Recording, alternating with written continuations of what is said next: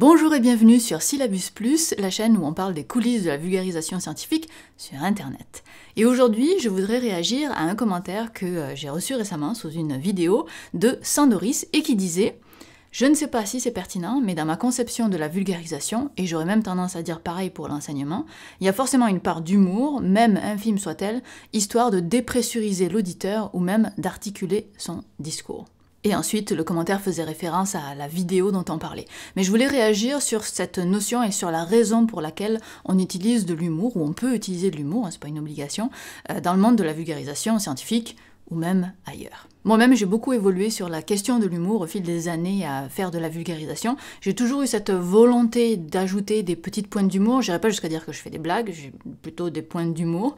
Mais j'ai pas toujours réussi, j'ai souvent cherché comment faire. Et je sais pas si vous avez remarqué, mais depuis quelques mois, peut-être même un peu plus, sur Syllabus, donc ma chaîne principale, je tente de faire un petit peu plus d'humour et j'ai l'impression que ça résonne un petit peu avec le public. Et je voudrais discuter aujourd'hui de la raison pour laquelle c'est intéressant de venir ajouter de l'humour dans une vidéo. La première raison est de loin, en tout cas pour moi, c'est pour casser la monotonie. Pour moi, une vidéo qui fait que l'on reste, c'est une vidéo qui arrive à fournir au cerveau du spectateur une récompense permanente, quelque chose qui le maintient en alerte.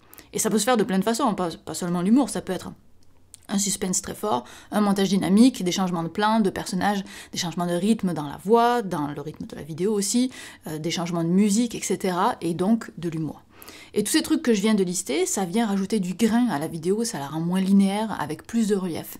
Et j'imagine ça comme le fait de mettre des petits bonbons pour le cerveau chaque 50 cm le long du chemin qui nous amène du point de départ au message de la vidéo. Alors, parenthèse, évidemment, cette description exclut toutes les vidéos qui sont plutôt lentes, contemplatives, poétiques. C'est parce que je n'ai personnellement aucune ou très peu de sensibilité à faire ce genre de format.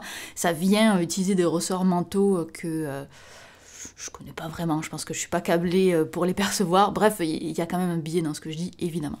Mais pour revenir au sujet, selon moi, tout l'art de l'écriture et du montage, parce que les deux vont vraiment ensemble, c'est d'arriver à ce que ces bonbons ne soient pas trop répétitifs, sinon on s'y attend et on n'a plus la surprise de la découverte, mais aussi à ce que ça ne soit pas un bonbon qui pique ou qui a tourné ou qui est plein de terre, je ne sais trop quoi. Et la ligne est extrêmement fine entre un bon bonbon et un bonbon qui a tourné.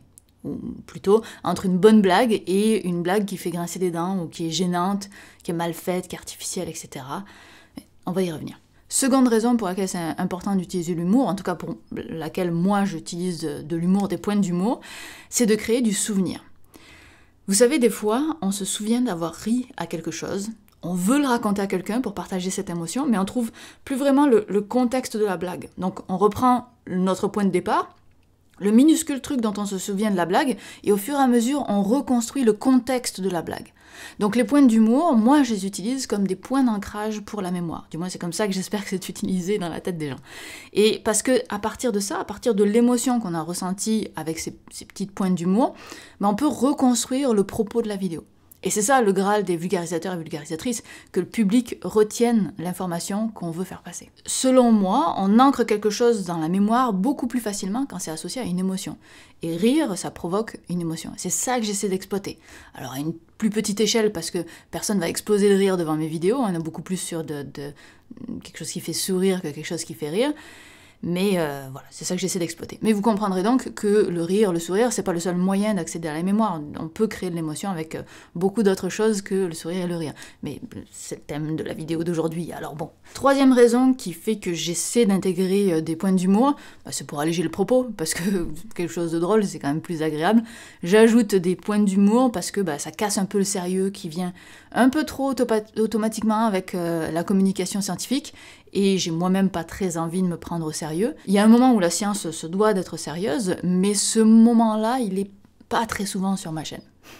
Rarement. Donc voilà, ça c'est les trois raisons qui, pour moi, justifient que j'essaie d'intégrer des points d'humour dans mes vidéos. Donc j'aimerais savoir, est-ce que vous êtes d'accord avec ces points-là? Est-ce que vous en voyez d'autres? Et est-ce que vous utilisez aussi des pointes d'humour dans vos vidéos? Dites-le moi en commentaire, ça m'intéresse d'avoir un petit peu votre avis là-dessus. Mais il y a aussi de très très bonnes raisons de ne pas intégrer de l'humour.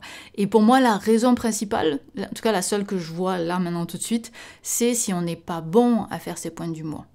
Et peut-être que si vous regardez Syllabus depuis longtemps, vous avez peut-être vu ce changement chez moi où je m'autorise maintenant à faire un petit peu plus de points d'humour. C'est parce que j'ai trouvé quel style d'humour, quel style de blague j'étais capable d'écrire, de faire, de jouer et d'assumer. Et je pense que la clé pour arriver à faire de l'humour dans n'importe quel contexte, c'est un petit peu ça, c'est d'avoir un humour qu'on fait suffisamment bien et qu'on est capable de faire correctement, quoi. Et de mon côté, ça va pas être des blagues de stand-up, ça va pas être des punchlines, ce sera plutôt des mises en situation ou des entraînements à haute intensité ou de la musculation. À moins que je sois passé à côté de quelque chose sur le fonctionnement de ces montres, des occasions pour vous de vous moquer de moi. Avant de commencer l'entraînement de 2 semaines, je tenais 18 secondes en position de squat. Ça dure pas plus d'une phrase, je me mets jamais en position de clown. Je ne suis jamais humoriste, parce que je ne le suis pas.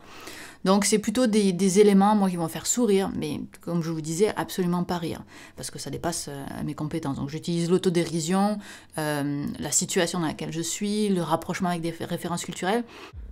Là, c'est exagéré. Tu pousses le bouchon un peu trop loin, Maurice. Ça vient de l'initiative de notre corps de maricondoiser la zone en se demandant est-ce que cette hémoglobine stagnante qui n'a rien à faire là m'apporte de la joie? Non. Alors on s'en débarrasse. Des choses que j'aurais du mal à qualifier de blagues, mais donc vraiment des points d'humour. Et à chaque fois que j'essaie de faire une vraie blague et non une pointe d'humour, je me rappelle que, wow, je suis pas humoriste, je suis pas comédienne non plus. Donc si j'essaie de faire une mise en situation, un petit sketch... Et vous, que pensez-vous que la graisse devient une fois qu'on l'a perdue? De l'énergie, de la chaleur, du muscle, de l'urine, des excréments? Du moment qu'elle ne revient pas... c'est cringy, comme on dit en anglais, l'équivalent français c'est gênant, mais je trouve que cringy représente un petit peu plus ce que je veux dire. Bref, c'est gênant, on le sent que c'est faux, il y a une certaine fausseté là, quand on ne sait pas amener la blague, qui est beaucoup plus gênante et on perd tout l'intérêt d'avoir écrit une blague finalement. Toutes les fois où j'ai tenté de faire ce genre de choses, de faire un petit micro-sketch, ça marche pas. Parce que je sais pas le jouer, parce que c'est pas ma compétence d'aujourd'hui, peut-être demain, mais en tout cas aujourd'hui, non. Allez, cours, plus que 3 km. Oh, j'en ai marre. Allez, il reste plus grand-chose. Oh non, j'en ai marre. Je vous donne un exemple d'une scène que j'ai fait couper au montage final de la vidéo sur la biomécanique des mains, si vous l'avez vu. Et à la base, je voulais faire parler mes mains ensemble. Nos doigts ne sont que des marionnettes que l'on actionne avec des câbles depuis les avant-bras. À un arc, il ne manque plus qu'une flèche pour tirer des flèches avec les tendons de nos doigts. Pourquoi pas? Tu comprends pourquoi j'avais besoin d'une marionnette maintenant? Ben ça, moi je trouve que ça marche pas, quoi. Je suis pas assez bonne actrice pour le mener, ça tombe à plat, il aurait fallu l'entourer d'autres choses pour être capable de faire vivre la blague, ça nous sort du propos, il y a un décalage, il y a un trop grand décalage entre la façon dont je présente ma vulgarisation, mon sujet, et la blague que je veux faire passer. Donc ça a été coupé au montage. Par contre, ce que j'ai gardé, c'est ça. C'est une mise en situation de mes mains, un petit peu comme un personnage, mais je vais pas beaucoup plus loin. Ça ne casse pas le propos non plus de la vulgarisation qui est autour, mais j'ai pas encore le talent d'écriture ni d'actrice pour aller plus loin que ce simple shot-là. Voilà, j'espère que ça vous aura intéressé d'en savoir un petit peu plus sur la raison d'être de l'humour dans des vidéos de vulgarisation scientifique. Je sais que certains ne sont pas toujours d'accord avec le fait de rajouter ces petites pointes d'humour. Et n'hésitez pas, vous-même, si vous avez découvert des techniques pour arriver à ajouter de l'humour dans vos vidéos, dans votre texte, parce que c'est avant tout un travail d'écriture, eh bien... je vous lis dans les commentaires. Sur ce, on se retrouve lundi prochain. Bye!